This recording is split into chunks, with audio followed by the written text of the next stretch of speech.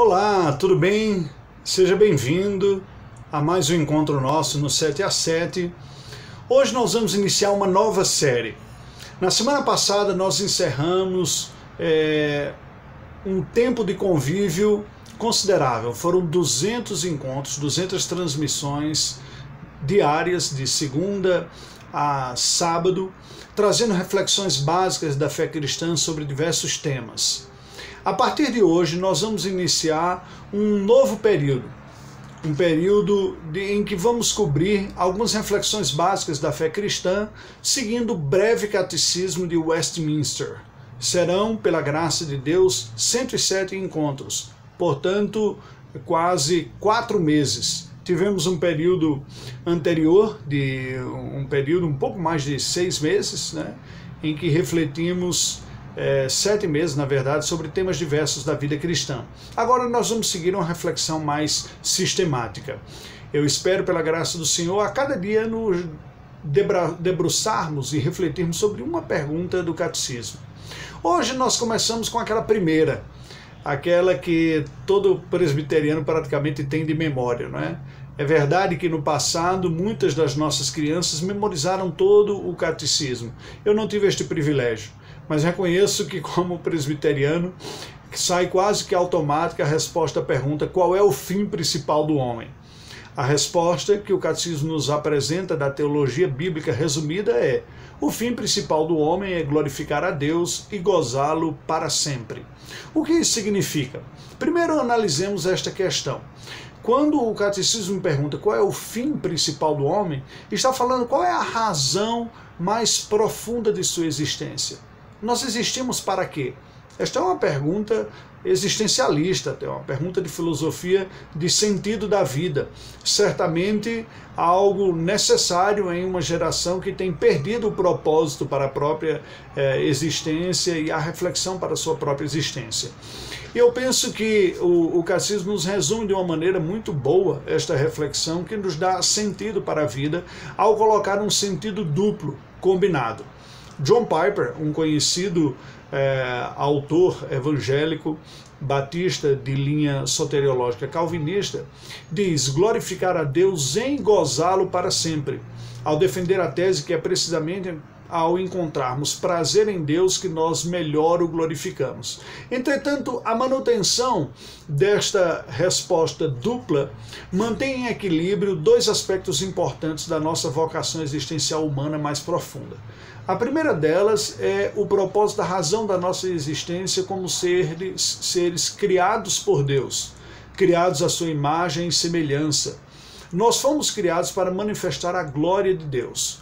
Deus criou não apenas todas as coisas, mas de uma forma mais especial e específica o ser humano e ainda a recriação humana, a sua igreja.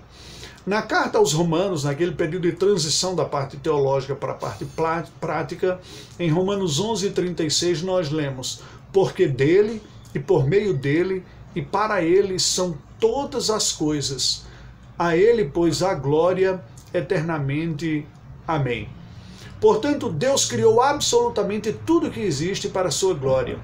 Não apenas ele criou tudo que existe, porque tudo vem dele, mas ele mantém tudo que existe e é ele mesmo a razão da existência final de todas as coisas. Quando nós entramos na nossa vida, por mais simples que sejam os atos do nosso cotidiano, há uma razão mais nobre de vivê-los e de experimentá-los, que é a glória de Deus.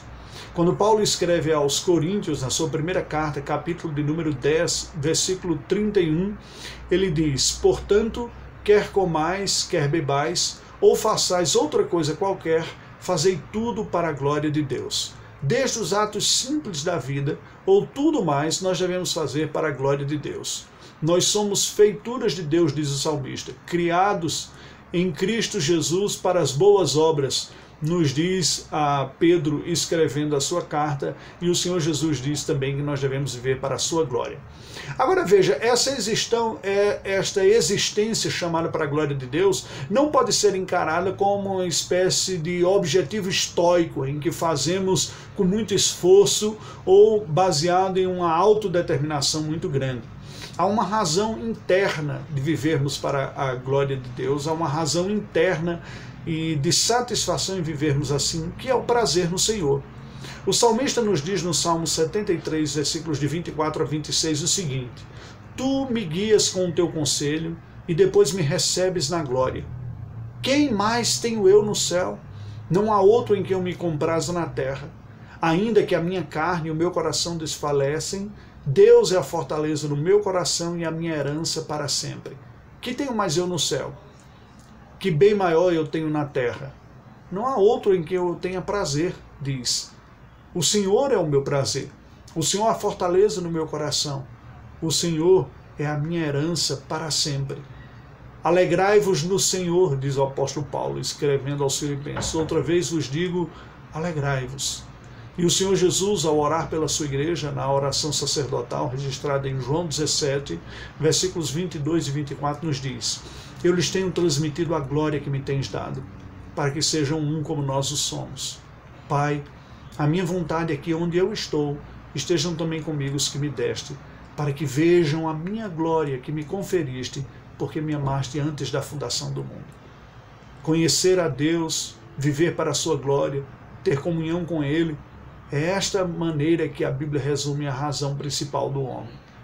De tal forma que nesta abertura de nossa reflexão, baseados no breve catecismo de Westminster, nós encontramos o resumo da teologia bíblica, da revelação bíblica, na razão principal da existência humana como sendo glorificar a Deus e gozá-lo para sempre.